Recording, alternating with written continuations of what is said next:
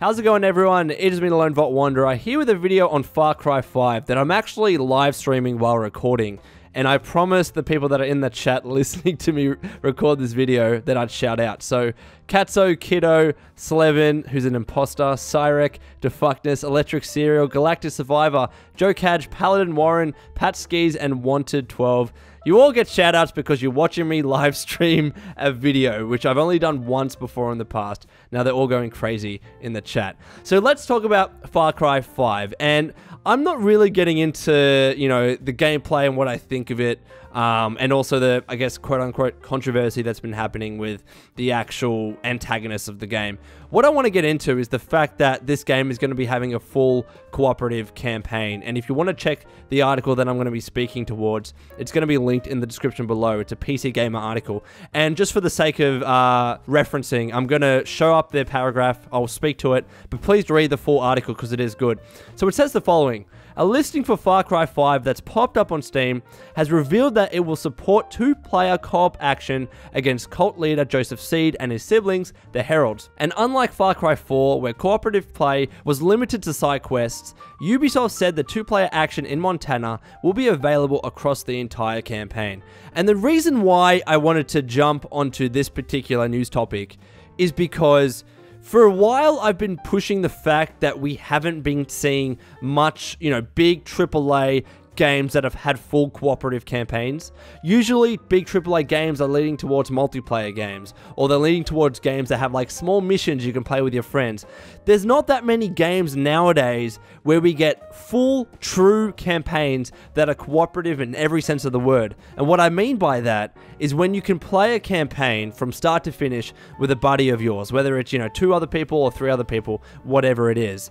And because we haven't been seeing many of these games recently, I'm liking the fact that a game like Far Cry is saying, well, you know what? We're actually going to move from a game like Far Cry 4 that didn't have a full cooperative campaign and now incorporate that into Far Cry 5. I'm hoping that this is kind of a sign and that it's indicative of the fact that publishers and developers have not completely lost faith in that kind of style of gameplay to actually sell and drive a game. I know that cooperative campaign games, full cooperative campaign games that is, they're hard to implement, especially when you also have a single player game where you can just play by yourself. But nevertheless, they're still such fun games to play when you can just play with a buddy. I've said this multiple times in the past that when I first played the original Borderlands, for instance, I returned it because I wasn't enjoying it. I was just playing it on my own. But when a friend said, let's buy it, let's play through the game together, we played the entire campaign in a full cooperative style, and it was a blast. It was so much more fun than it would have been if I'd played that game on my own. But I've actually looked and I've made a bit of a list in the past 2 years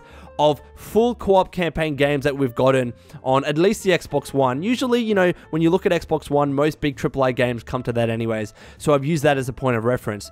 But I've collated as many big AAA games that have had full cooperative campaign games, and I just want to list these to you. Again, these are games that have come out in the past 2 years to show you how sparse they really are, and the information that I gathered for this particular list was from a website called Cooptimus. Essentially, that website lists a bunch of games that are co-op, and also as well, you can filter to games that have just, you know, small cooperative elements or full co-op campaign. But these are games in the past 2 years that have released on Xbox One that, in my opinion, are big AAA games and that have had full co-op campaign games. So let's go back. We have Resident Evil 6, Dark Souls 3, Battleborn, Teenage Mutant Ninja Turtles, Dead Island, although that was a definitive collection, Lego Star Wars, 7 Days to Die, Marvel Ultimate Alliance, Overcooked, which is kind of an indie game, but I know I've heard good things about that.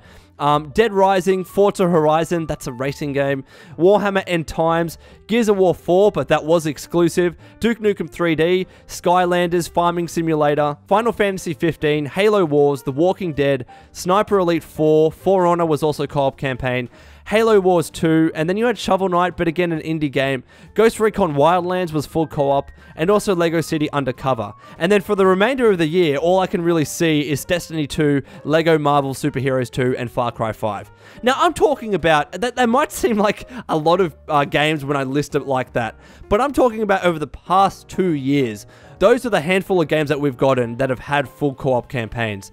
And I think that's pretty sparse when you consider the entirety of big AAA games that have released. If I was to draw up a similar list of multiplayer games or other kinds of games, you would probably see how insignificant this list looks in comparison. So the point that I'm trying to say is that even though I haven't really been the biggest fan of Far Cry, I just haven't really got into it, I wanted to make this video to say, if this game goes well, and if it sells well, and if fans are like, you know what, the fact that this game was co-op campaign made it so much more enjoyable, I hope this spurs other developers and other publishers to reciprocate and do the same in the future, because we have really been in a drought of these kinds of games, and I've been waiting so long for the next Borderlands game to come out for that exact reason. And I just want to see more games go down that style, because if you look back in the Xbox 360 era, there are so many different co-op campaign games. I even remember one of the original Call of Duties had that as well, and that was just fun to play with a friend, because, you know, let's be honest, Call of Duty games don't have necessarily the best story,